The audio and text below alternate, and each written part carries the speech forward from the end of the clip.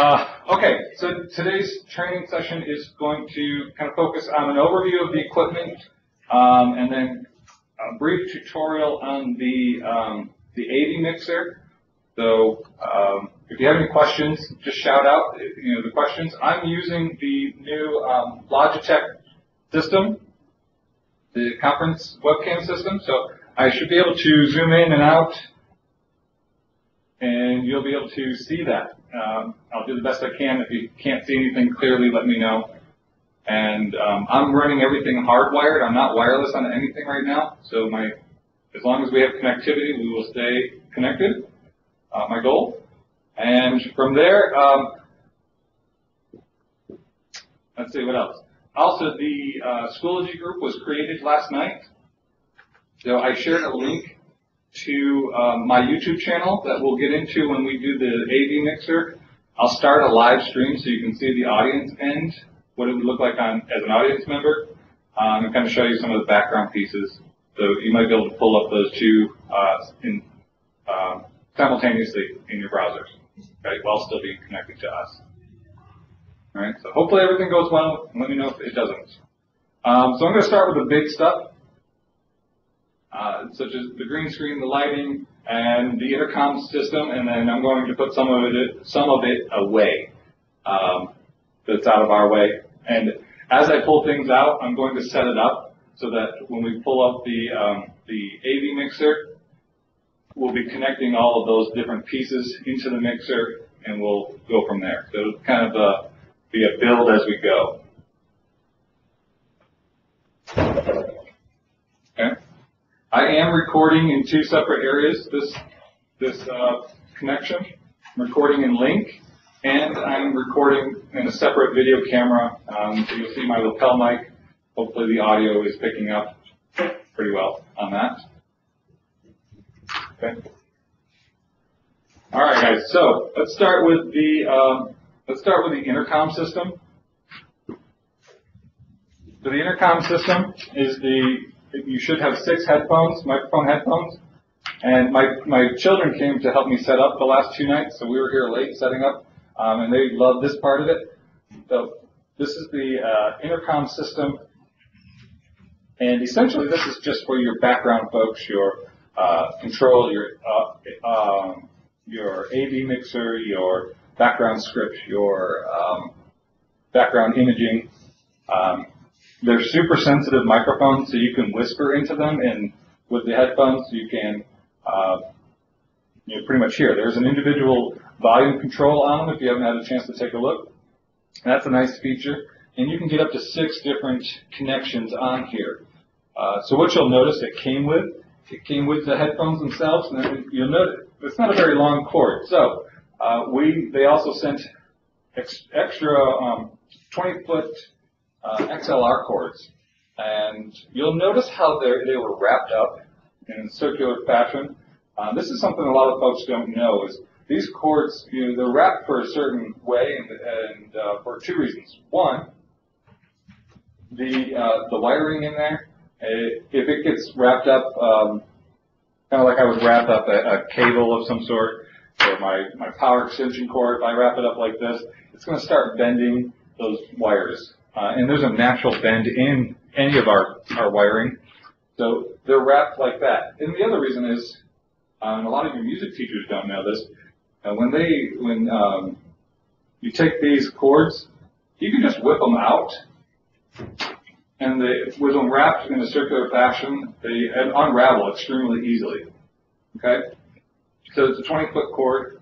When you wrap it back up, just go with the natural curve of the cable, and it'll form its own circle.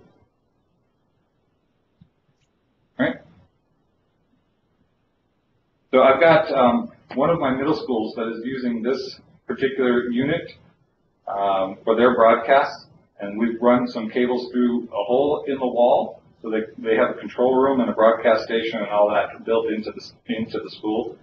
So we ran some of these XLRs through the wall, and we've got a group of kids on the control panels. We've got a group of kids in the production studio, and they can talk to each other and tell their talents, and the talents are anybody in front of the camera, when to go, pause, slow, that kind of stuff. Okay? So connecting it only works one way.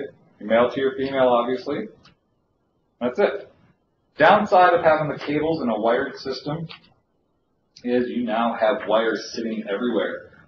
So maybe a suggestion would be to your schools, work with your IT department if you have those Velcro strips, Velcro these together and help the students identify how long their cable should be. They can label their headsets, and that way they always have set A or set B, and their cable length is perfect for their location. If they're a camera person, if they're a production manager, things along those lines. Right? The box it's a 200-hour battery. It's kind of like a car battery. Essentially, that's all it is. And so you have the AC, DC. I do not believe it's a rechargeable battery. So when the 200 hours of the battery charge is over, you can switch it over to the AC power and use the wall outlet. There's a little plug that can go into it. It's nice because it's portable. You can, if you have your high schools, if you have high schools or middle schools that have sporting events and they want to broadcast from a sporting event, they can do that. And still be able to talk to each other. If I only have the 20-foot cables, I can connect in longer cables. It's still going to keep up the quality of the conversation here. All right. Any questions on this? No questions? Okay, I'm going to put it away. Just a comment real quick, guys. So that is just for the 6 people to communicate to each other, correct? Yep, it's behind the scenes, not in front of the camera. Communicate. If your production manager is saying, okay, scripts, let's roll. Camera, we're going to go to camera 1 in 3, 2, 1. And that helps the video person on the AV mixer switch between camera 1 and camera 2. So it's kind of like that person that directs it. Okay. Behind it's a separate unit completely. That's all it does is you take that one box and your headphones and plug them in, and nothing else connects to it. Correct. Okay. It does not. Yeah. I don't believe it will connect to the mixer. I think we can make it happen, but there's going to be some extra work to do that. All right. Thanks. Yep. Okay. So I've got sticky notes with all my talking points. I'm going to move those out of the way. All right. So let's talk about the green screen. You should have, we at least received, so I'm not going to talk about numbers in our orders because I know we all ordered different quantities. But in it, the kit came with the green screen. Came with 2 green screens for us. The kit comes with 1, and then you get an additional screening. So I've got the 10 by 12 up right now, and there is a 10 by 24. It's really preference. Some things with the green screen, if you pull it out and kind of let it do its natural flow, you'll get the best quality. You'll have the minimal amount of wrinkles. Any kind of wrinkles on the sides you're going to see with the lighting is going to be a factor. But you're going to see that in the broadcast if you're using it in that fashion with the AV mixer. So with the screen out like this, I would recommend taping it down on the floor somewhere. And you can use something as simple as painter's tape or production tape, things along those lines. We've worked with a school where we've taped out the positions for the weather person and the positions for the anchors and the positions for the special announcers. So that way they all have their own spot essentially, and the camera gives a little bit of movement. It makes it look really nice. So or you can put a line and say, do not pass this line. And with green screening effects, you need about 3 to 5 feet between you and the actual screen itself. So I'm about 4 feet from the screen. And with that, you'll see in a little bit when we go to the broadcast, the quality is going to be better as opposed to me being right up on the screen. You're going to see more shadowing. Okay? So the screening itself, not much to it. The fewer the wrinkles, the better it's going to look. So I would set it up, and for your schools that have news stations that want to do something along those lines, set it and leave it. I wouldn't recommend setting it up, tearing it down, setting up, tearing it down. It is portable, so if you wanted to go on location for different events, you could. And that's about it for the green screen for the most part.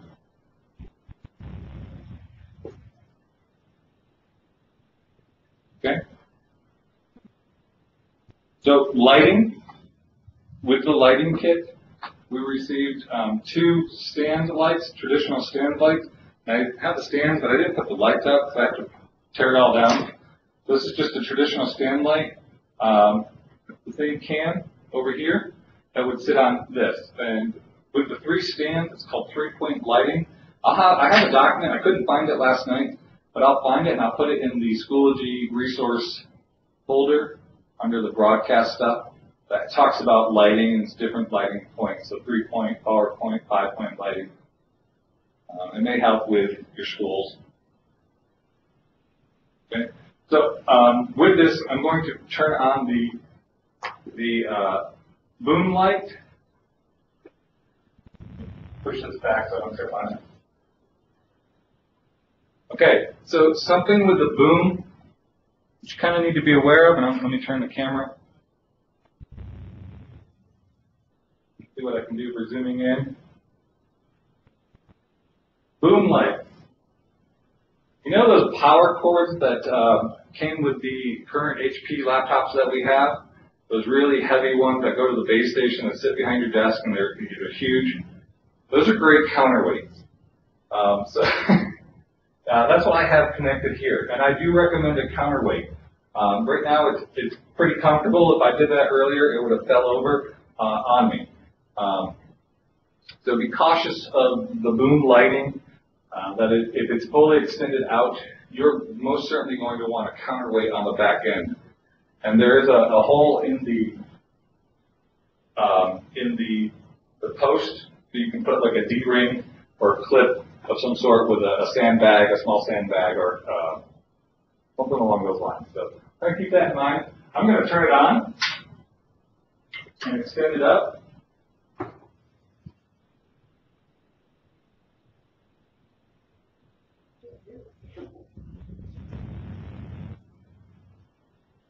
All right. With the lighting, each of the can lights, they come with a diffuser on the front that you can put up there, and that's really nice. It kind of makes the light a little bit more even, and a little bit less direct onto the talent. Okay. And the cables are pretty long, so I like that. Power switch is on the can itself.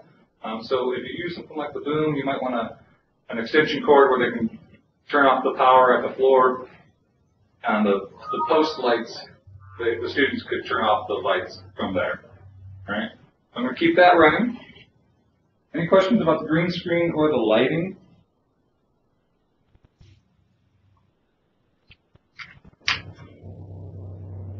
Okay. Like I said about the tape, this is going to be your best friend. Let me move my camera back. I have a quick question. Yeah.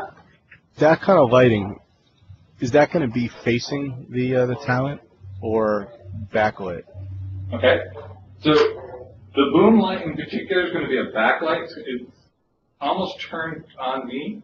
I could turn it a little bit more on to the back of me. What it's going to do is it's going to kind of eliminate some of the shadowing effect from the front lights. Okay. So your front lights are going to be on the talent. They're going to be on my face. They're going to light me up a little bit. Got it. That'll go along with the 3-point lighting. There's different distances to the cameras. Things along those lines. Does that answer your question? Yep, indeed. Okay, cool.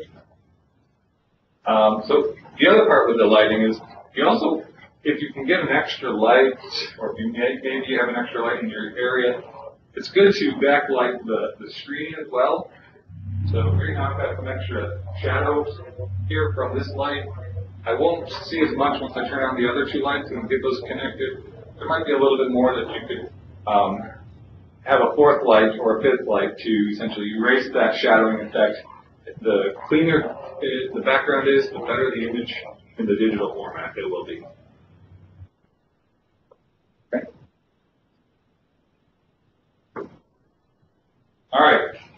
So we've got, with the, I believe these came with the Panasonic kits. These are the Pelican cases. And at first glance, I was like, what are these for? And with the Pelican cases, these are actually a great tool. I've completed mine. I put my Panasonics, the better quality cameras, in them, and I've built it so these foam inserts, you can make them adjustable to your area or to what you want to put in there. So down here in the big section, I've got, this is where my Panasonic camera is going to go. I've got my power cords and my microphones, and then I've got my wireless microphones for the camera and for my lapel that I've put into this next space.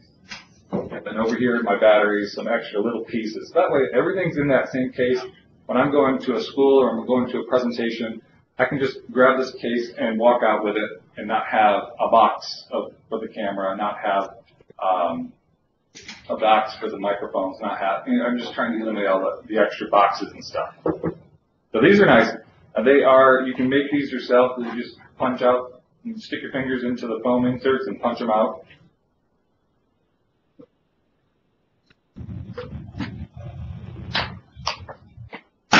And they clip pretty tight, and that's great. They're waterproof. They're kind of indestructible.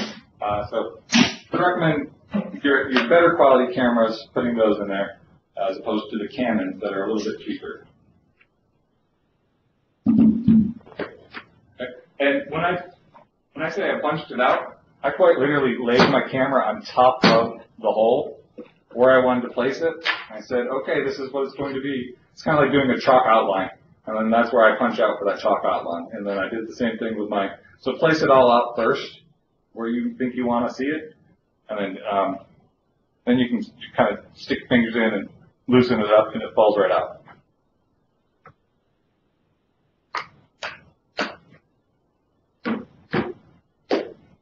Cool. Any questions on that?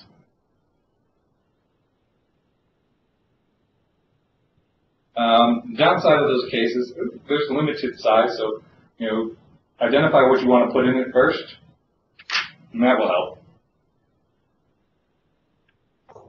All right, so we've had conversations about the digital cameras. I did not take mine out of the box, so you should have all seen that the Area Service Centers asked the districts to buy the cards. We've had that conversation about what cards to buy, so I do appreciate you guys looking up the cards. That helped me, and I just took what you guys sent and forwarded it on to my school supply tech, so I appreciate you doing that. Essentially, that's, what to do with the camera there. I'm going to go little, then big. The Canon camera. Nice little camera. This would be a great one for students to walk around with. And do broadcast, record events throughout the school, special events, things along those lines. It's all automated on the touch screen. I've got mixed feelings on it. That's just me. And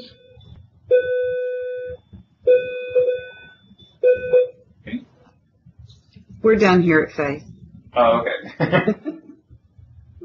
So some of the things that you'll want to think about when you do use the cameras, particularly broadcast station or broadcast news, turning off the demo mode, turning off the auto shut off, turning off some of the extra features, the face recognition. Those are going to cause problems with a broadcast. The auto shut off is typically about 3 to 5 minutes, and if your broadcast lasts longer than that, it's going to shut off right in the middle of it, things along those lines. So, great little cameras for students to use to document and learning, to show artifacts of learning, things along those lines. It does allow for HDMI, AV out, a microphone in, and the USB. I've submitted for the USBs to be approved. You may have done the same thing for your district as well.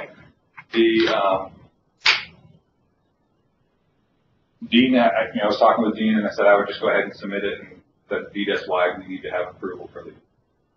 Hopefully that works for you guys. Okay, so Panasonic camera, there's a little bit more of the options buttons on the camera itself.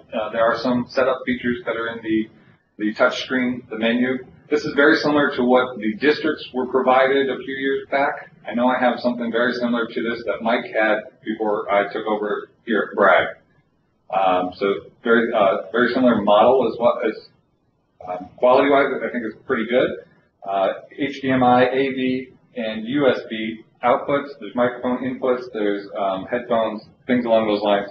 I do like the little camera shoe or the microphone shoe that goes in to the side instead of on the top.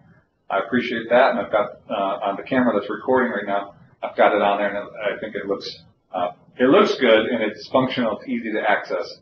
So if you use something like that, doing one-to-one interviews with a wireless mic system, I think it's a very functional purpose there. So let's see, camera. There's a lot of features on here. Again, turning off the demo mode, turning off the auto shut off, the face recognition. You'll see all these icons show up in the AV mixer, and it's more distracting as an audience member than it is beneficial to a production member. Okay, so kind of keep that in mind. Any questions on the cameras? There is Wi-Fi connectivity on these. I've not set it up because it's just something I don't feel like want to fuss with at this time. And I don't know that our system will allow for these to be connected to the Wi-Fi to download. So, I'm going to pick and choose my battles here. So maybe if I took it home and did it on my personal home network for my computer, it would be different. Okay.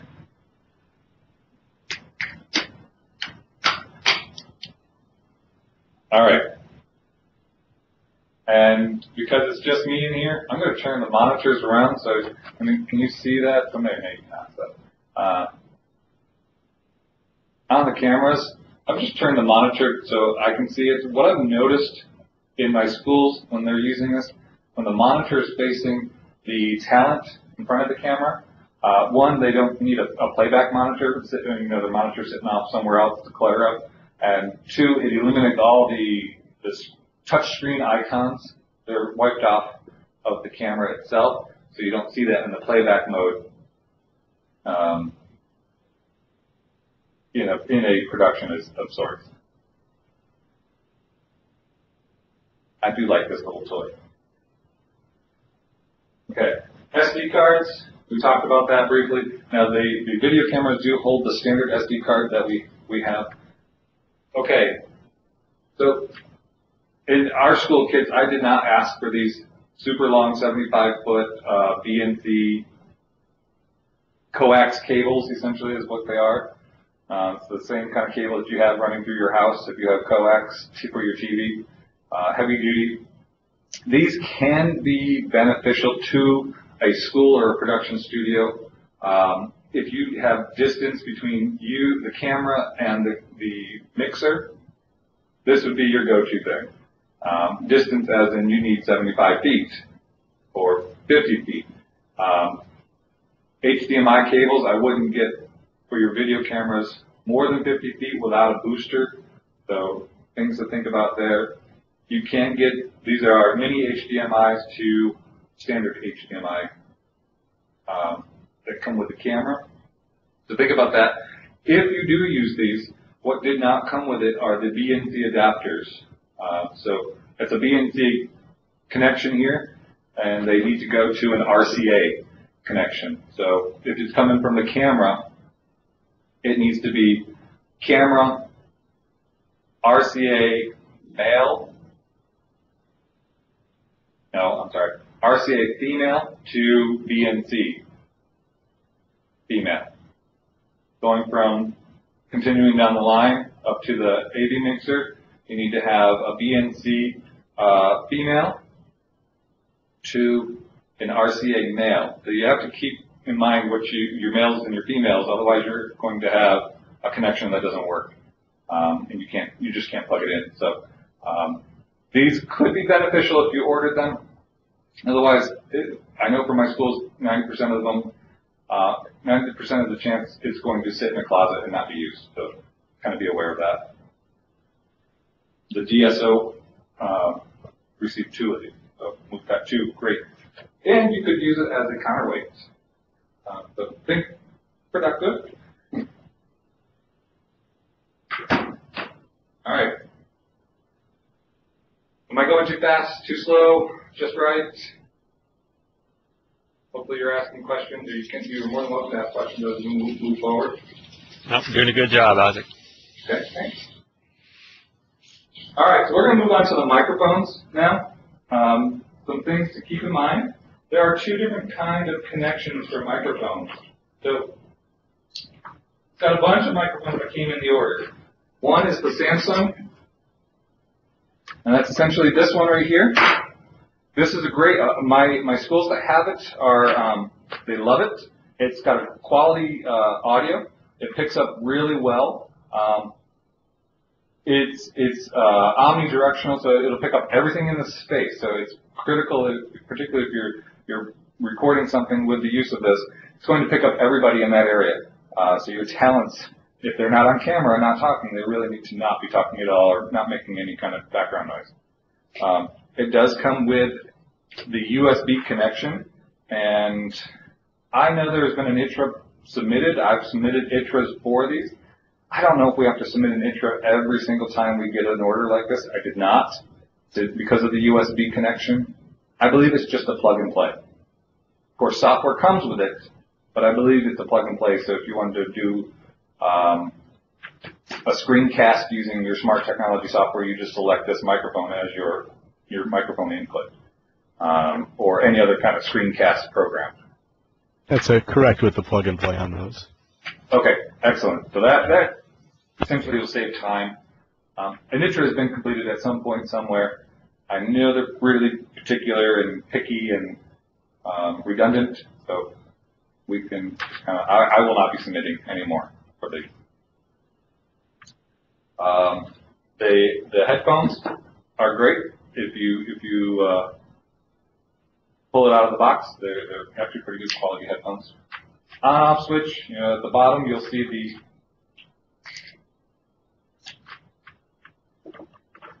XLR. So this is an XLR connection. It's the 3 prongs. Can you see that?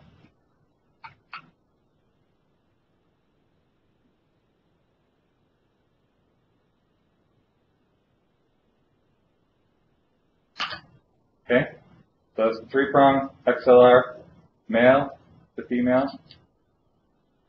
And obviously it only fits one way. You do have a headphone jack in the bottom, so you can plug in your headphones and your USB. One of the things I noticed with the Yeti is that has the USB connection and it has a headphone jack, and I'm assuming the same with this. Your input will be this microphone and your output will be this microphone according to the USB. If you wanted to change that to your computer output or to a headphone jack on your computer, you would have to change the sound settings in your machine itself. So kind of keep that in the back of your mind.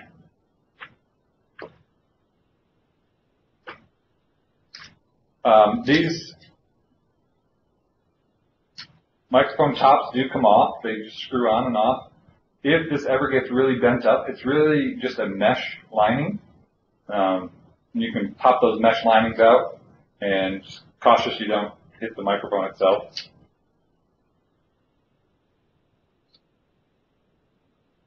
Okay. Same idea with these cables. When you're using them, there's a natural bend. I know they came all bent up, but you can stretch those out. So as you pull them out, I would use that natural curve in the cable to put it back. And the more you kind of hang it loose, it'll let the packaging bends out.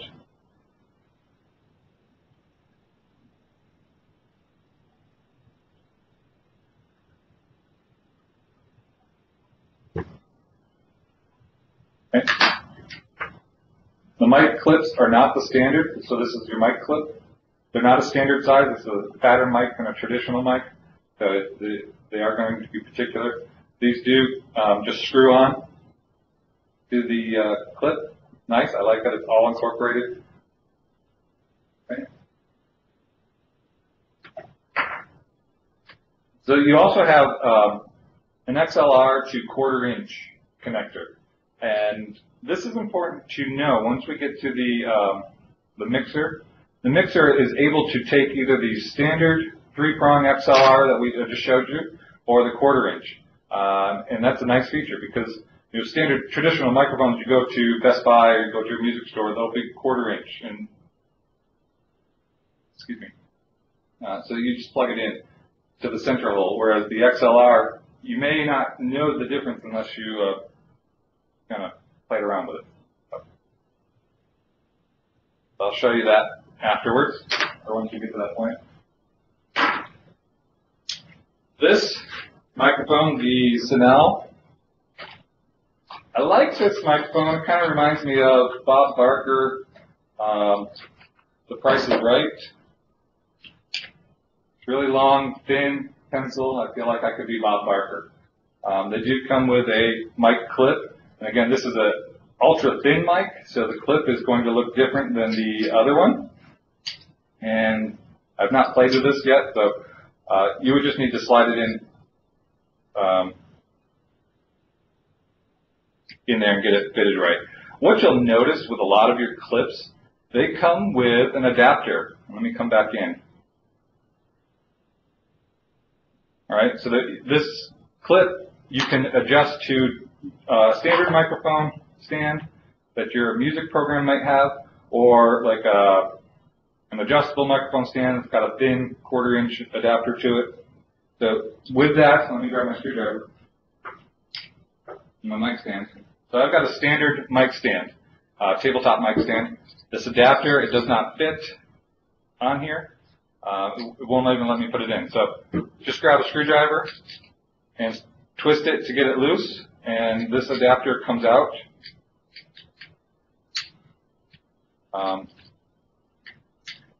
I was working with a school, and surprisingly, they did not know that this could happen. And I was working with a music teacher, so assuming that your specialists in those areas know this information is a bad assumption, and I'm at fault at that bad assumption. So it's just a standard, it's kind of like a plug. Now I can put it on a traditional microphone stand, and everybody's happy. Okay? That's what it's going to look like. The microphone stand that I have, this is my personal one. It's not in the buy. It does come with a windscreen. I broke the first one that I put on, so I'm going to hold off on putting the second one on. And it does fit. It should fit. Sometimes they clip. I'm not going to break it right now. Not in front of everybody. They came faulty. All right, so that's the Sonel mic. It's quality-wise, I think it's a pretty good quality microphone, so I'm going to keep that in the back. And I'm going to connect my 1/4 inch to this. And I'll use this in just a little bit with the AV mixer. Okay. I should have done that earlier.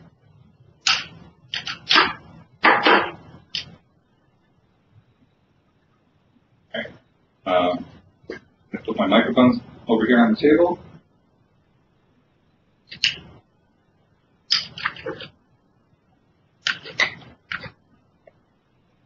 All right, wireless mics. Here's what I was talking about the case, and I've got my wireless mics in there.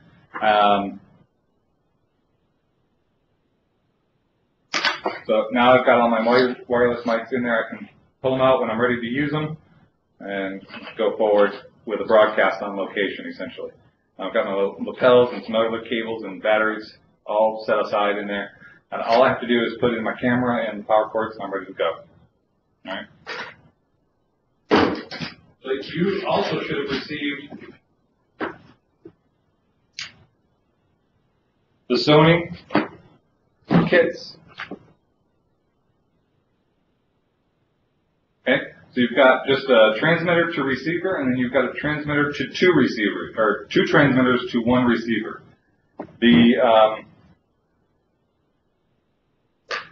The receiver is the double antenna.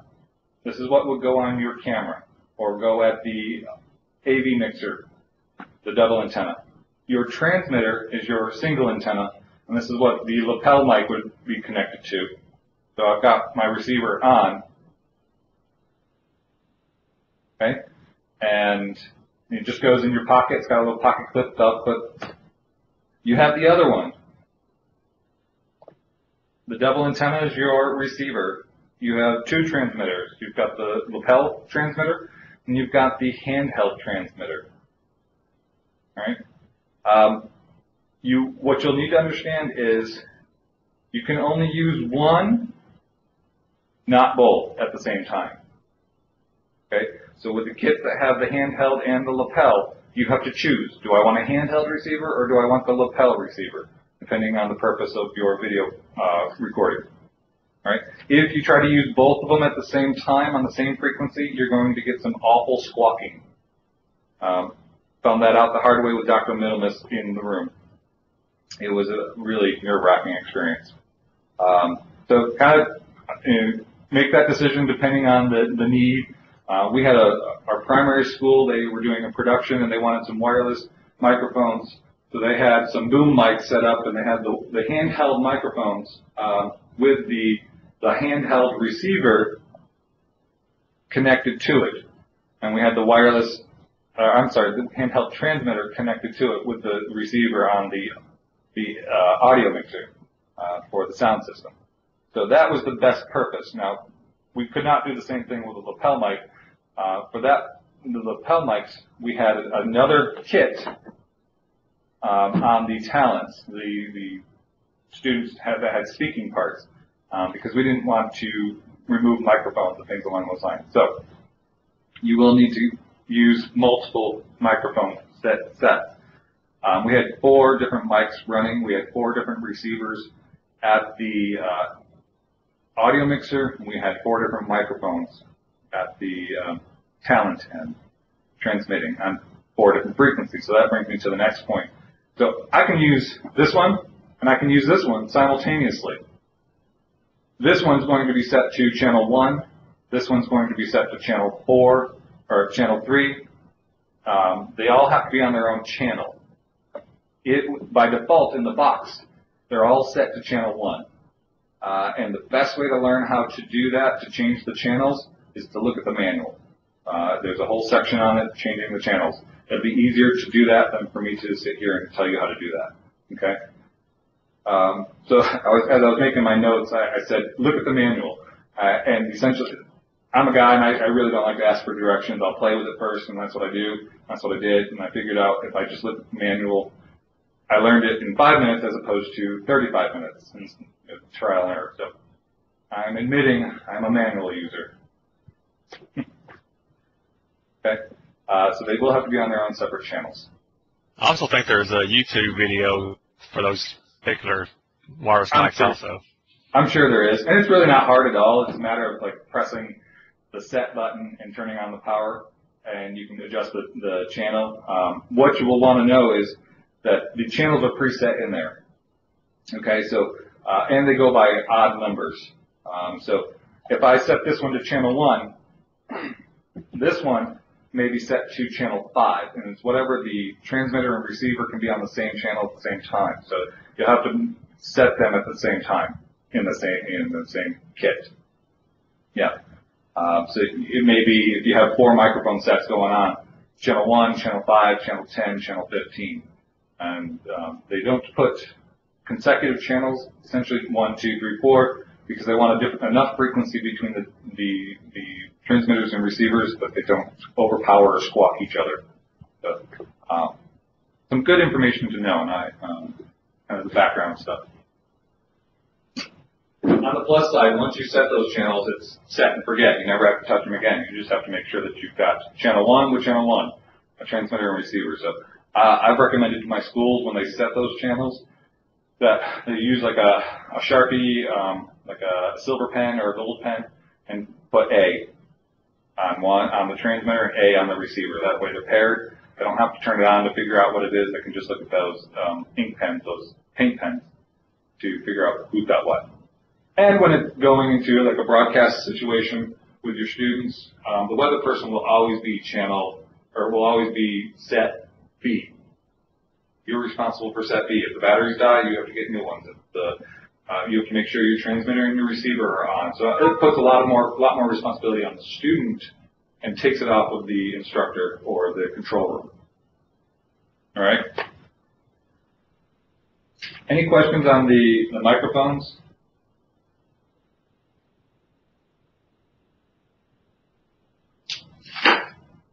Okay. Clean up a little bit of this.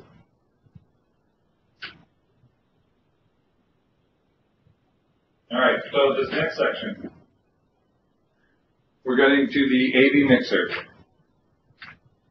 This is the Roland VR3EX. This is a fantastic and very student-friendly AV mixer.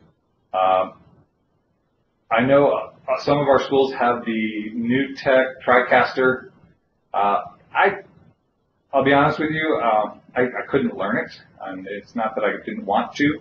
I struggled with it, and I think it had a big learning curve. So it may be perfect for middle, high school level, or professional level.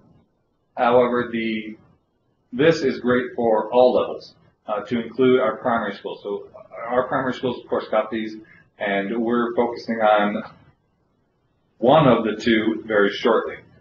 So we're going to work with some second graders on using this equipment. I honestly believe that they can. And they will be successful with it. So very user-friendly. Again, a lot of it, once you set it up, you leave it. I would not recommend anybody to set it up every day, tear it down at the end of a broadcast or at the end of a session. So for my schools, I'm saying find a location that is secured enough where you can leave it all set up, leave your lighting, leave your screening, your mixers, and your microphones. If you want to put your cameras in a locked cabinet, great. You can just pop them off the tripod and put them back the next day. So the AV mixer. Oops, don't want to see. Okay, I'm going to come. Before I go any further, I'm also going to say that the manual that comes in the box, this will be your best friend for a little bit as you learn it. It is actually a very good manual that helps you with your dials and your settings, knowing your green screens and how to set those pieces. Understanding the audio components and the video components separately.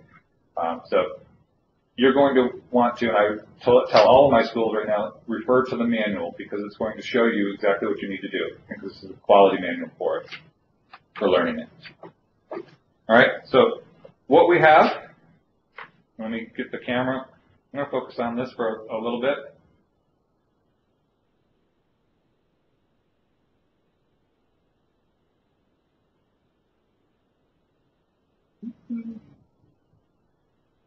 Am I making anybody sick? No? Good. Okay. So, on one side, you have all the audio. On the other side, you have all the video. All right? On the audio side, you also have the microphone inputs. You have 4 microphone inputs, and it also comes with phantom power. So some of your microphones need a boost of electricity to run the microphone. That phantom power will give that boost of electricity. Okay, so none of our microphones that we have need it, that we received. So you can turn off the phantom power on those, just kind of be aware of it. They are much more like professional audio, professional singing microphones. Those are the ones that you're going to want to have the phantom power, and then they'll tell you they need it. You'll quickly identify it as well once all the settings are there and it doesn't work. On the other side, you have MIDI in and out. And you have to forgive my lack of knowledge. I'm not really sure what MIDI does. I've not really researched it. But if anybody knows, you're more than welcome to share. On the front, you have headphone jacks, both a 3.5 and a 1/4 inch, so you can have 2 headphones running at the same time. That's great. The person running the AV mixer, who's the last one to essentially with the broadcast hear it go out to your audience. If they don't hear it here, they don't hear it anywhere. Your audience will not hear it. So this is important that this person running this board has a set of headphones on. Okay. On the back, you'll notice some information here. So you've got some audio inputs. All the channels are labeled, and the audio inputs are labeled on the side as well. So you've got channels 5 and 6, that's your RCA, and channel 7, 8 is your standard 3.5. You can plug in speakers if you wanted to. This is an input, not an output, so you can plug in an iPod through either of these.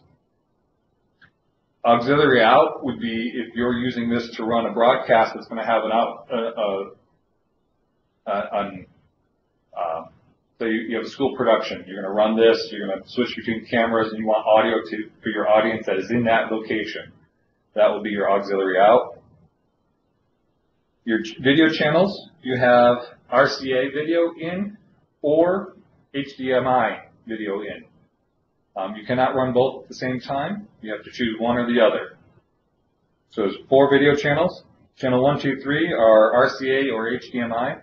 Channel 4 is RCA, HDMI, or VGA. And this is a great feature. When we run our backgrounds, our digital backgrounding, we plug in a computer, VGA, through the VGA.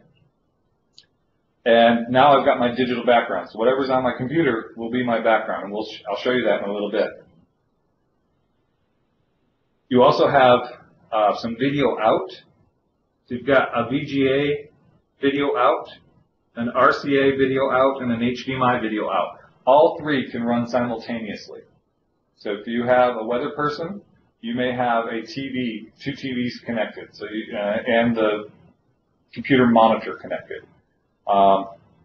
A weather person would need it's all digital screening, so they only see the green behind them if they're physically looking at it. They have to look at a monitor to see what is the weather in front of them. So that's how the news stations do it. It's a green wall, and they have to look at a monitor of some sort to see what is behind them.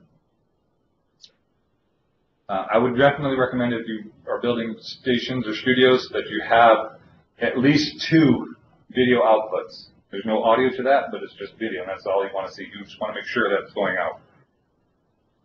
You have audio out as well. So this could be, again, another sound system it connects to. It could be to just some standard speakers that it'll connect to. And then your USB. The USB out will do your audio and your video at the same time. And this is all you need if you're going to do a stream, and that's what we do for our broadcast stations. We live stream it. We use the USB into the computer, and that's all we need to connect. And of course, you got your power in and your power button and just the power cord connector. So, all right, so that is essentially the outside. This is what I'm looking at. I'm going to connect a couple pieces here so I can turn it around, turn it on. Plug in the power, plugged in the USB, I've got a computer connected already. This little tab here is just to keep your cable from being pulled out. And I've got my backgrounds computer ready to go, just about. I'll just log in again. Alright, so I put that into channel 4. One of the things to think about, and I'm going to try to do this upside down, I think we'll be successful. That way you guys can see what's going on. One of the things to think about, let me come out a little bit. As you are building this, what we've had to keep in mind for our schools, like I said, I have a middle school that has a production studio space. It's built, it's huge. It's a great size space for a production studio. And they have a control room. And they have a hole in the wall between the studio and the control room to run cables. Well, this is a 6-foot cable. That's obviously not going to work to go through a wall into a control room. They had to go out and purchase additional, longer, about 25-foot HDMI cables with, of course, a mini HDMI to standard HDMI adapter. So if you're not going to purchase those extra cables, keep in mind the distance between your mixer and your camera. So you really only have about 6 feet, 5 feet with some movement between your camera and your mixer. So it really does need to be close by. So I just wanted you guys to kind of keep that in mind. I'm going to plug this into camera 2. Plug this into video camera. And I've got my other one here.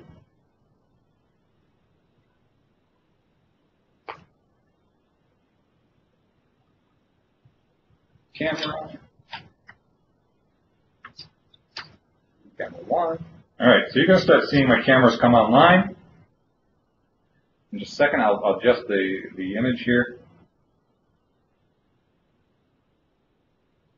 All right, so let me zoom back in on this.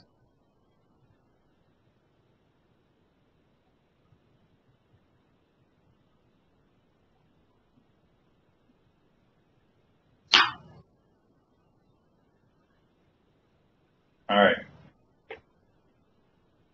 So from here,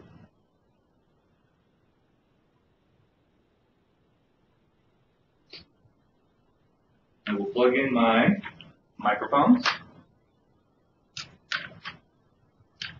I'm going to use microphone 2, and it's labeled, an imprint on there. This is my standard XLR 3-prong, goes in here. And then I'm going to connect my 1/4 inch, and you'll see the difference. So the 3-prong, you see the 3 dots around the outside. The 1/4 inch goes right in the center. So they both fit, and that's important to know. That way you can adjust your cables as you need to. All right, so now I have audio, I have video, and we're getting there.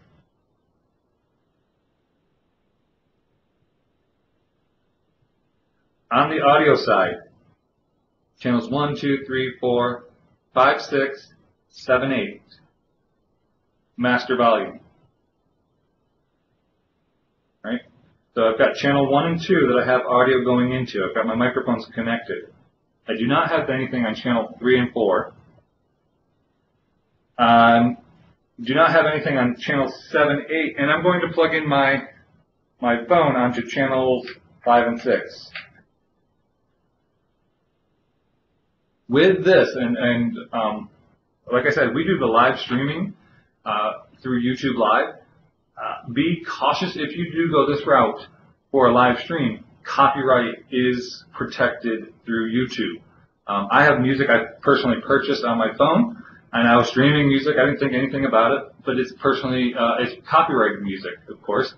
And after so long, YouTube scans all your channels. You know, if you're using more than the allotted 10% or up to 30 seconds, it will terminate your broadcast. And during my testing phase, it's terminated my broadcast.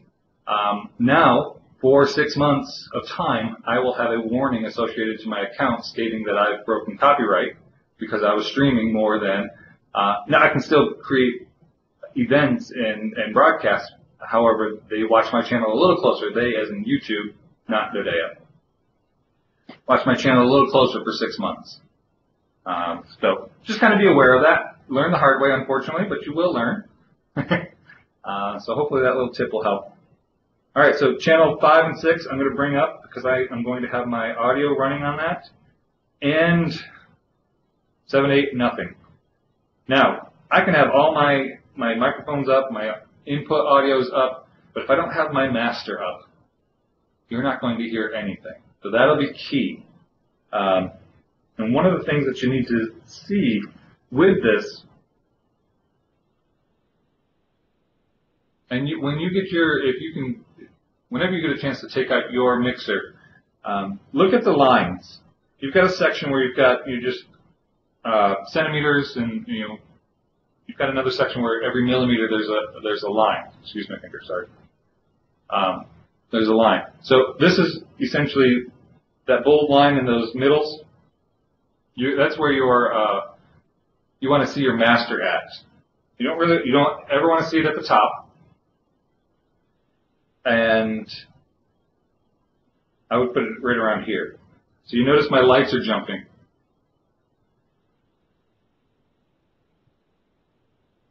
Okay, my lights are jumping, and that's good. Green lights are good. Yellow lights are good. Red lights are bad. All right, and to tell the difference, I've got that one. Turn on this. All right, so as I talk into this, you see my lights are jumping. If I bring up my channel 1, I'm going to see more light. If I bring up my master, I'm going to be into the reds. As I see red, that's a concern for me, and your audio is going to be distorted on the audience end. So you want to see greens and yellows, no red. All right.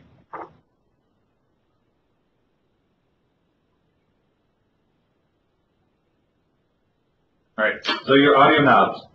Your top knob is your gain, and this took me 20 minutes to figure out, and then I looked at the manual. That's why I say look at it. Your gain is your microphone sensitivity. Okay, so if it's on 0, even though I have my audio buttons adjusted, it's not picking up anything from my microphone. So with everything at the standard line, the 0 line essentially is what it is. I will start to adjust my gain knob, and I'll go to about halfway, and my gain essentially is when I start hearing a distortion with a normal volume, a normal talk. I want to back it off a little bit, and that's where my gain will stay. Essentially, for our students, it's a set and forget. Okay, they'll never really touch that. So I've put most of our gain for our students at about 3/4-ish, between half and 3/4. So I guess that would be around the 2/3 for all my channels 1 through 4. Below that are your equalizers, your lows, highs, mids. And my kids, I give a little bit more low because they don't have a lot of it. The mids and the highs, I try not to give too much of. I just put it right in the center, which is an equal. Okay. Over here you have HDMI channels. This will control the volume coming from the camera. So if I don't have any external microphones and I wanted to use the microphone on the camera through the HDMI cable, I could adjust that. However, if you have external microphones with the camera volume, you're going to receive an echo effect, and it's very distracting, and it's actually a very poor quality. Okay, so I've turned off all the HDMI camera volumes. You have a USB level that controls the volume going out of your USB to your end user audience. So if you have all your knobs set and you're still not getting the full quality of audio on the audience end, you can adjust this. I would say about 2/3 to 3/4 is an acceptable volume. More than that, you're going to start getting a distortion in your quality of audio on the outside. Okay. Internal mic. Let me come out a little bit. The internal mic, there's 2 internal mics on this device itself. They're right up here in the top left and right corner. So if you are a broadcast manager and you wanted to do an introduction and you didn't have an extra microphone sitting right there with you, you could turn on your internal mic and you could say live at 8:05, and then turn down your internal mic. Be aware that these microphones are super sensitive and they pick up everything in the environment. So if you're tapping a pen or you're clicking or you're tapping your foot, you're going to pick up that audio with that internal mic. So just kind of be cautious of that. And then, of course, your headphone volume, adjust the headphones, the inputs, and reverb. So if you want to have a little bit more of an echo effect, you could have that. And you have the option there. Okay. So you do have some setup buttons. I'm going to refer you to the manual for those setup buttons. I have not used them, and it's essentially a digital setup of the knobs. All right. So everything that you can do with the knob, you can do in the digital setup on the touch screen. All right, so I'm going to leave my volumes right where they are. Now, as students are adjusting, they're coming in, so I'm going to transition. I've got my background music, my intro music. I'm going to bring up mic 1, which is my main anchors.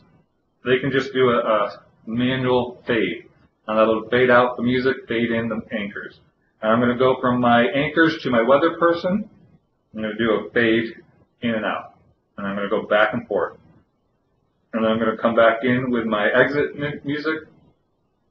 And then broadcast is over, I'm going to bring them all down. So that's what it would essentially look like.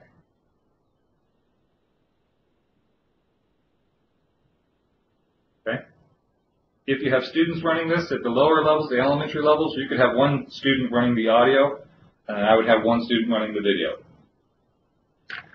Some of our schools, maybe our older schools, have an audio mixer separate, and we can connect in an audio mixer into this channel 1, and they just pull up channel 1.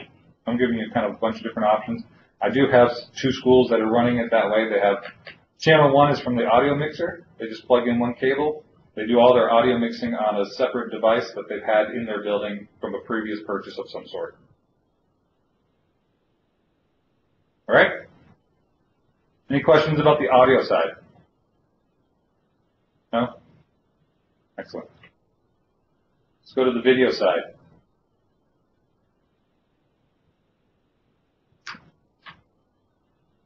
So the video is, it's either touch screen,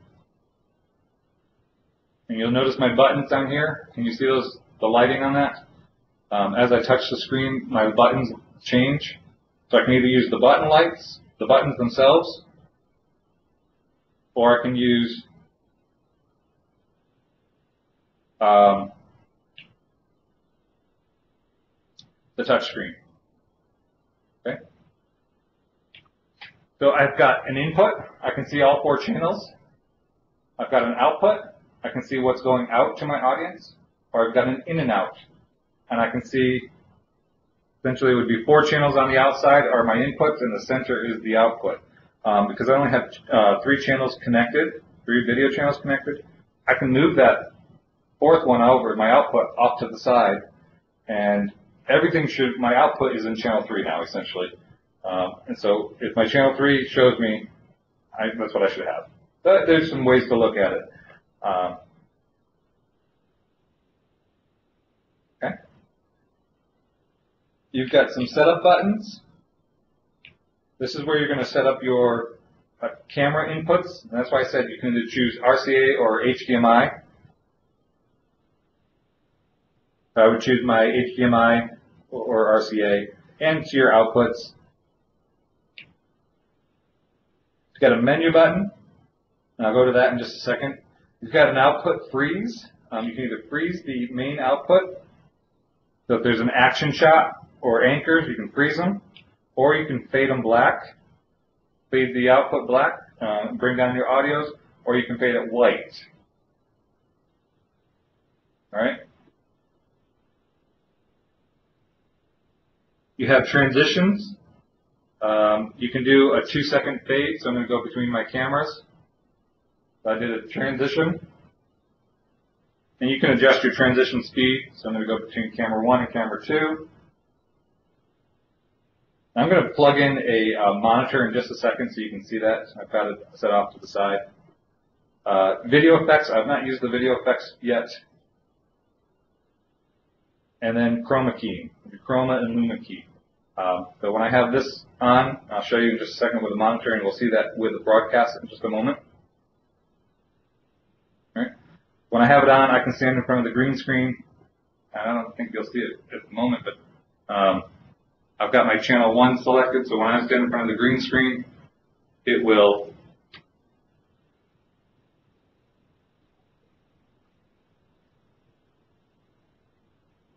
put a background behind me. Okay? So let me put in a monitor, you can see that, and at the same time I'll get connected onto the YouTube channel. In Schoology, I put a link to that YouTube channel under the DDES ET resources. So while I get all this connected, if you want to go into Schoology and go to my YouTube channel, you'll see me come online in just a little bit.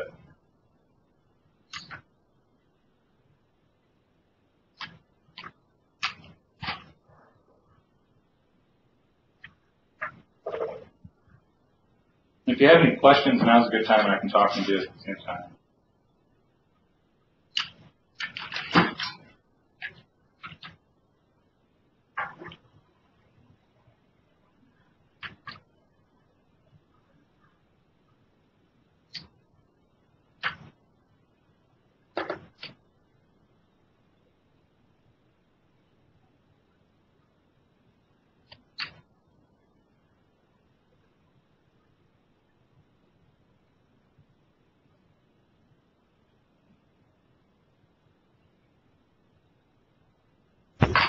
Isaac, did you say the link in the updates was wrong? In the calendar invite, it is wrong. Yes. So the link to the YouTube channel is in Schoology under the DDES ET resources group. And I did share you a code this morning. If you didn't have a chance to get that code, I tried to invite you last night, but I wasn't sure if it was going to go through. And as far as the live stream setup, I do have directions and screencast tutorials, help sheets to get through a live stream setup. If you're interested in that, I'd be more than happy to talk more specifically to you about it.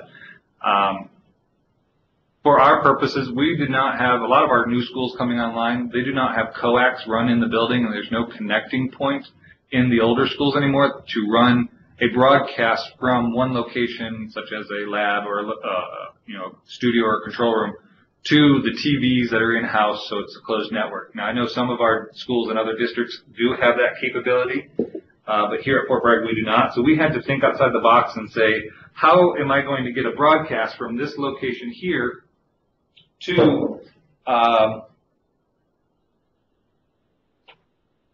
a location across the school? And we also wanted to not just say this is only in-house to the school. We wanted to say to our friends that our family members that you're just as important because we're such a unique entity, essentially. We wanted our parents who are deployed or geographically located somewhere else to be able to watch the broadcast if they had connection at that time. So it's just another outreach for our families. All right, so now I'm going to go to, I've got some things you can see on my channel in my background, so let me take the screening off. Okay, so I've put everything, and I recommend to my schools that are doing this broadcast that they use their Google Apps accounts, and this is student run. They share the templates with the students. They share it with, so that way if somebody's sick, everybody has access to the templates for the anchors, the scripts, and then they also have access to background imaging, videos, things along that line. So in this broadcast, you'll see that there's we say the pledge, of course, here. So we've got the flag waving in the back as a background image.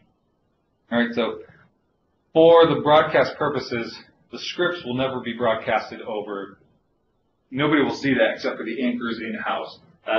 So I've recommended to my schools that they have 3 computers with a broadcast. They have a scripts computer. They have a background computer, or your videos and all that's on that background. And then they have a streaming computer. Because some of the quality of our computers that are being used are poor quality, they're older machines, low memory, that kind of stuff. So we wanted to fix that and say we're only going to run the stream on the streaming computer. So what I'm going to do, I'm going to let go of my background or my scripts template. I'm going to use my background, and essentially it's a presentation in Google, and I say present. That is now my background imaging. And from here, they can use the arrow keys. They can use, you'll notice if I move my mouse, let's see the mouse. But I recommend that they use their arrow keys to advance through the presentation as the background imaging. All right. And as I say that again. The YouTube stream just shows Anchor 1. Anchor 1.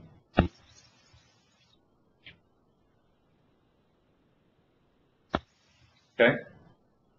I still see your full screen. Oh, there it is.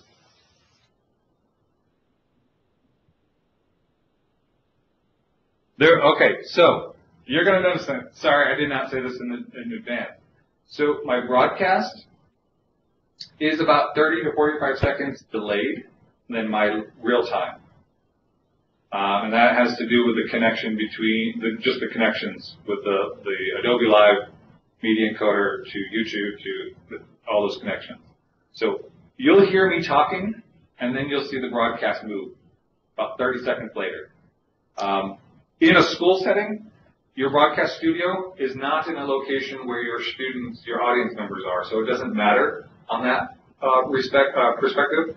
In a live face-to-face training like this, you'll see a huge difference. It may be distracting at some point, and I apologize for that. Okay. All right, so I've got my background. I can bring in my audio.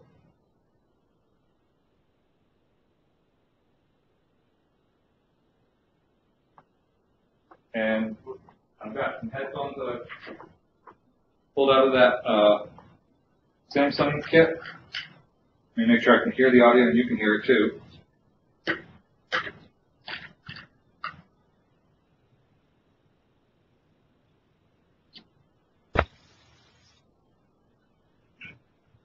Okay. So this is an old podcast introduction that I've created. I know there's audio going through. I'm going to keep it kind of low. And then I'm going to go ahead and stand in front of the green screening. And this is why I love this device. It's because it does all the green screening for me. I no longer need separate software. I no longer need, everything is done in this one AV mixer. So when I turn on my chroma keying, I am now in front of the green screen. You can see the green screen where I am. You can see where it's not on each side of me. And I'm going to look at the camera over here. So I've put some spots. I am in front of the green screen. The quality is pretty good. I don't have a lot of shadowing effects because I've got the backlighting on me. You can kind of see that coloring there, the lighting. So we'd want to adjust a little bit more, maybe overhead as opposed to from the side. And then I would have maybe another light coming over on this angle to highlight this side of my chubby face, and we can go from there. So that's what it would look like. I'm about 4 feet out. I don't have a lot of, glitching on the side. There is a slight halo you can see around the perimeter of me. And the more you're comfortable with the lighting, the better it's going to look. So as our students move forward, and I'll share a YouTube channel with you. Okay, so again, background, think about different things that we have going on. I've got my green screen. If I zoomed in more on my green screen, let me do that. The more I'm zoomed in, the less of the perimeter issues you're going to see. So I've got my student pledge. I could be, sorry, everything's backwards, so if I want to go right, I have to go left. So I could read my student pledge and read to it. Now, in the background, with the key off, what you see for me is just me pointing here. It's just a green screen. So I need that monitor, and let me go back here, key on, and I'll turn this one so you can kind of see it. This is where it's important that we have that monitor there so we can see it. All right? Otherwise, as we get to the weather, our students will say, my best guess is, and I just go to AccuWeather.com. It's just a website. I pull up the website, and I can point to it and show them. So it's going to be 32 degrees, and it says real feel is going to be about 40 degrees. So you may want to dress warm in layers, and then tomorrow is going to be along those lines. It's really an interesting trick for our students to figure out. And we're going to talk about birthdays, and we have students. So we could do full-time, I'm going to turn that off. We could do full-time broadcast in front of the green screen, or we can switch between cameras. Let me turn off the keying.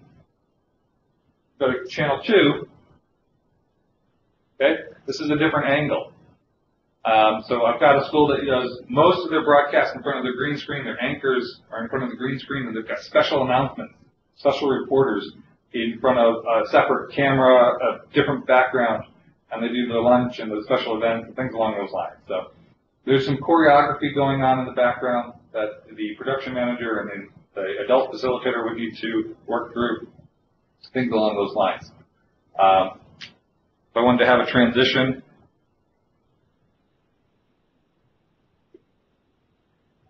figure that out. I can do the transition, so I'm still between the two cameras. I can switch, and then I can go back,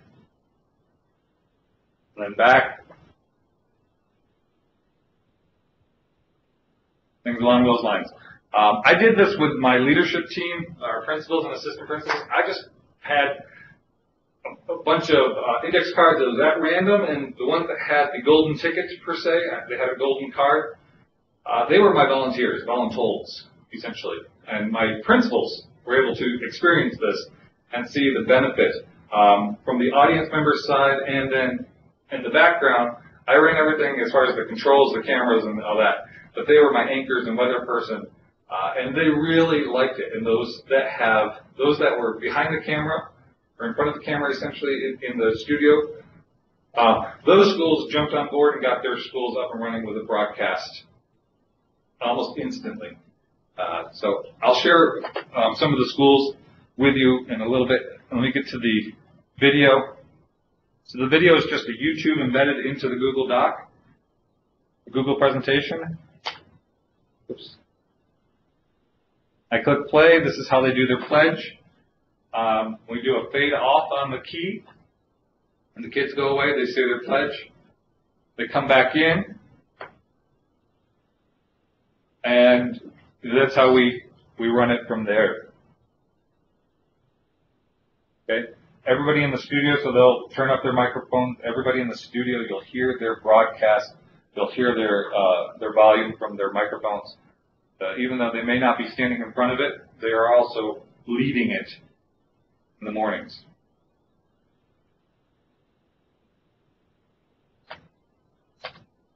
If you stream a video, will the audio from that video be heard as well?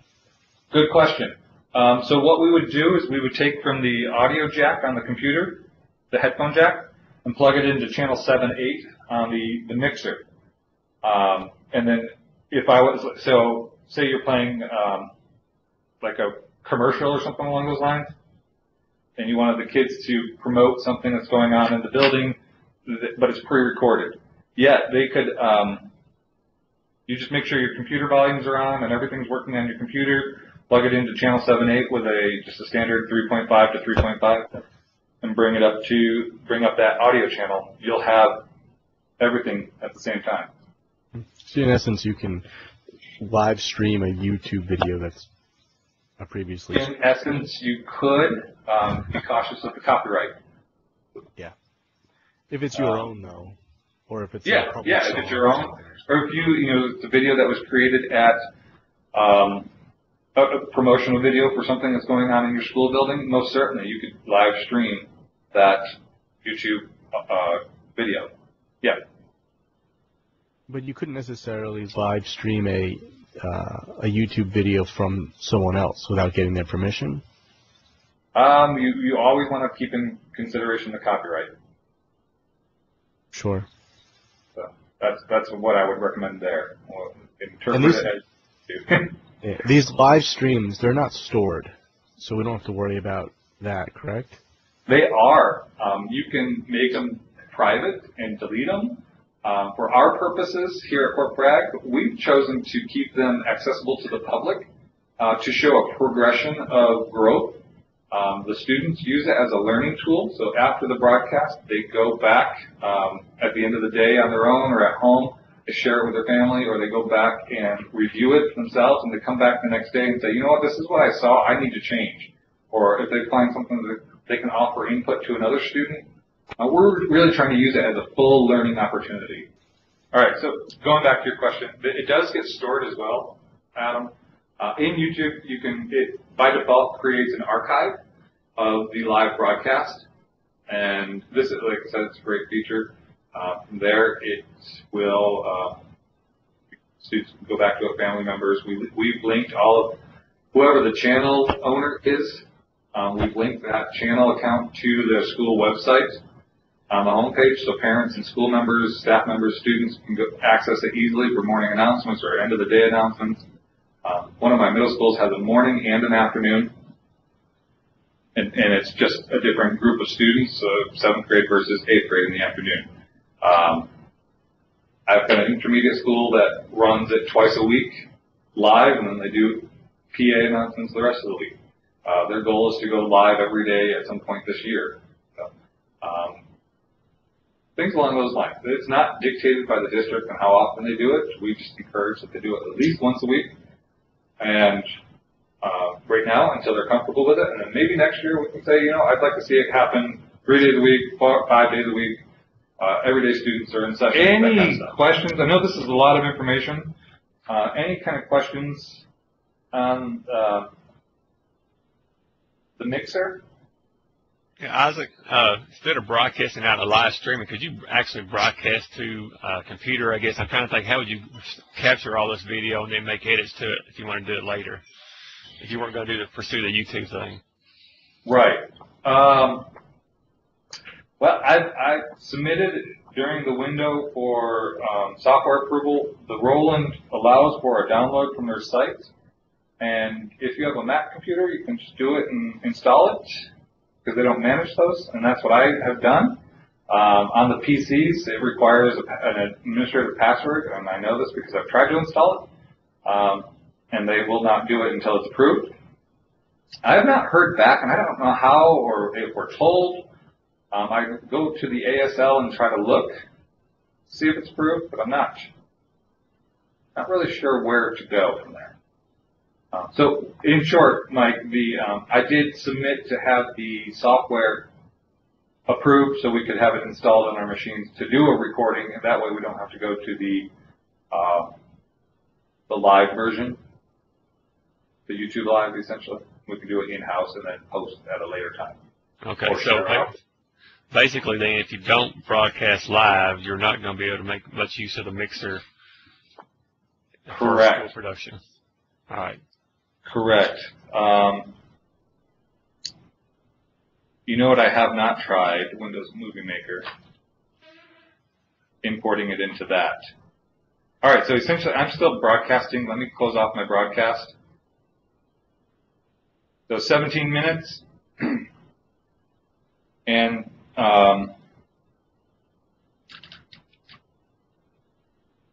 for 17 minutes I had a broadcast. Now I can go to my station. It's got if you do pursue the live version or the live route, it's not an instant archive, so it does take a few minutes for YouTube to archive it, and it'll be available. In a shorter broadcast, 5 minutes, it'll be available in about 30 seconds to 2 minutes. A long broadcast like this will be available about 10 minutes. So let me block off all this. What I wanted to try, Mike, is YouTube Live. No. Not YouTube Live. Windows Live Movie Maker. Yeah, I forgot about that one being there. I wonder if I can import a add video or choose. Oh, Adobe. You can choose your webcam. Hey, that's pretty cool. Try this. Hold on. Well, I have seen that you can choose your webcam in Movie Maker also, I think, but I didn't know how the mixer would come through that. Yeah, so I have the mixer connected. I have not tested this route, so I'm glad you asked. I've got it, let me record. And let's see if it comes back, it plays back. So I've got some movies, let me put on the background. Stand in front of it, woo! Stand behind it. And doesn't Adobe Premiere allow you to capture video off a camera? Would that be the same process or not? I think so. So this is what I'm going to record in. I can play this back for you guys. Let me do a change cameras. Changing cameras.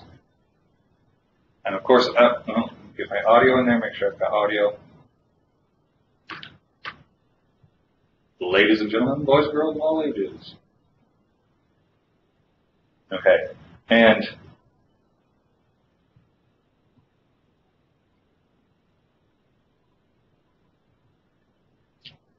So one of those cool things about the green screening effects, when I'm in front of the green screen, whatever other camera is on me, I can essentially be in front of it. It's fun to play with. Kids like it. All right, so let me stop the broadcast. Let me stop this. That may be my solution to a lot of things, Mike. Save it here.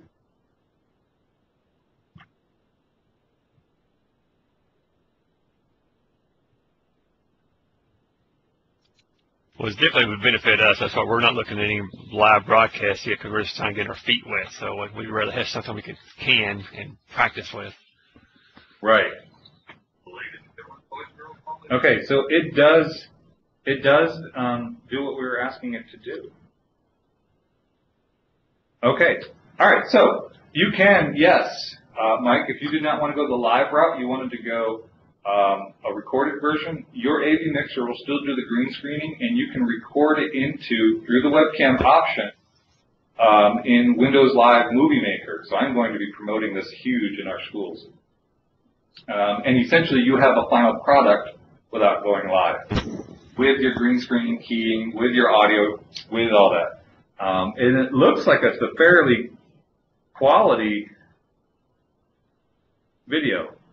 How did you do that? You just, in Windows Movie Maker, selected the option for the webcam input? Yeah. So make sure your AV mixer is connected through the USB into your computer. Open up the Movie Maker program, and when you can use the webcam option, and let me switch some things here. So basically, the mixer is the webcam. So whatever the mix showing on the mixer screen is going to come through as your webcam image, right? Correct. Super. Yeah, and it pulls in the audio from the mixer too. So you get all the effects and everything right there. Yep. All right. So let me. So why does it see the mixer as the webcam rather than the webcam? It reads it, because it's a plug and play, it reads it as a webcam as opposed to something different. Okay. Yeah, it looks like I'm in there now. You can choose your input. So you could choose the webcam, or you could probably choose the mixer. Yeah. I didn't think about doing that, so I'm glad you mentioned it.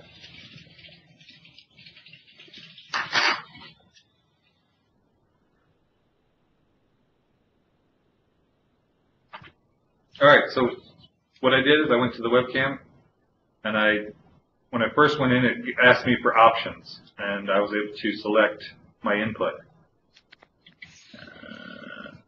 And I just did a record, and everything that's on my webcam or on my mixer came in. And so the playback here, you see in the monitor that I've got my green screening going on. I can switch between the cameras. Camera 1, there you go. Camera 2, and then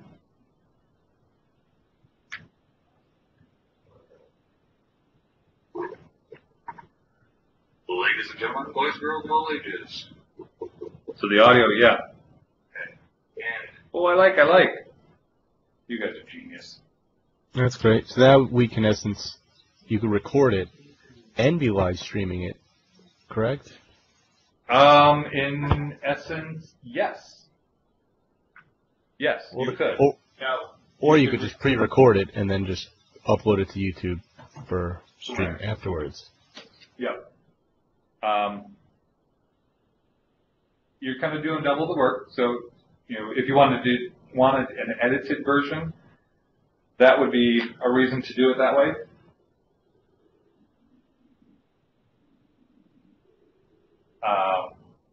Well, yeah.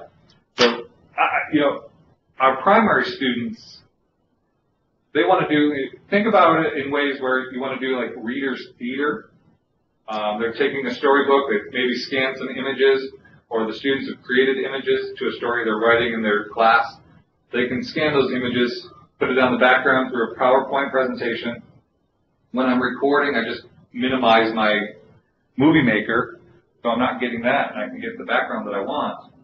And then the kids can act it out in front of the green screen. And that's exactly the way we want to go. So the photo stories, readers' theater, reenactments, things along those lines. That would be perfect. And then you have an artifact that you can share with parents at a parent night or things along those lines. Cool. All right.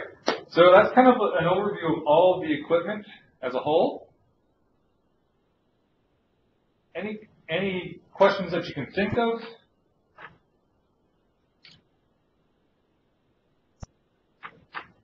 That's really good. This is a great start to get my feet wet with the schools. I was totally lost on all the equipment. I feel a better understanding now, especially if you get this out where I can watch it over again with them. Man, this is going to take us a long ways. I appreciate it. Yeah. Can you send us some links for some of your possible archives, for examples? Yeah. Let me. If you go to any of the Fort Bragg schools, I'll give you some schools to go to instead of going to all of them. Irwin Intermediate has been running theirs twice a week, every week since November. And if you just kind of watch the first one and then skip through, you'll see the progress they've made. They've already changed over some of their kids. They have a club, and the same kids in the club, they've just cross-trained. So some students who are in the background running the controls are now in front of the camera as anchors and special reporters, and the ones that were anchors and special reporters are now running the equipment in the background. I've got another school after this. I'm working with a school to learn the AV mixer, and they'll be up and running shortly. I've got both my middle schools have video production classes. One's doing better than the other with this kind of thing. One is running two a day right now, a morning session with their 7th grade and an afternoon session with their 8th grade. And between the 2 grade levels, the quality is completely different. And I think it's a starting point. You know, nobody's going to be perfect. And I think for your schools that are doing this, I just had a school come online with it, and the instructor was hesitant on it. I'm moving forward with it because she didn't think it was perfect enough. And in a situation like this, particularly, we have a lot of elementary, primary schools. We only have 2 middle schools, and we don't have any high schools. So our population is the younger population here at Fort Bragg. And to make it perfect, quote unquote, it doesn't exist. It's only going to be as perfect as the students can handle. So there's always going to be some room for growth. As you start promoting this with your staff, the playback feature, if they record it onto Movie Maker and preview it instantly, that's going to be more powerful as a learning process than just having a final product. The product's great, don't get me wrong, but the growth through that process, understanding that, like I said, I had a middle school to say I couldn't, the first broadcast, he had on the intercom and not the audio headset. He's like, I couldn't hear what they were saying. I didn't know when to do my transitions and switch between cameras. So just those little reflections, the next broadcast was considerably 100 times better because they made one adjustment. Now they made multiple adjustments for that next broadcast that made it 100 times better, but that one piece was a huge impact.